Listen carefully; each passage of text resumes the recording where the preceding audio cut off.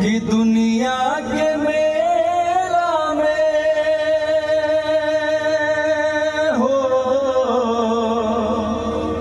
कि दुनिया के मेला में अकेले मुंह मोड़ के ए बाबूजी काहे चली गईल छोड़ के।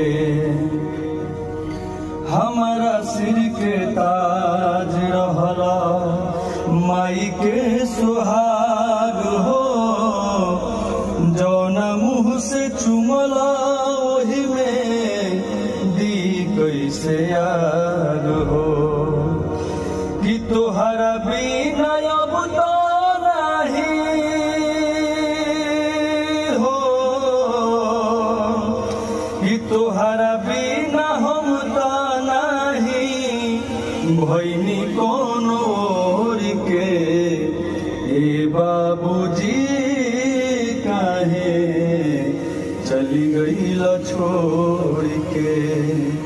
ए बाबूजी काहे चली गईल छोड़ के।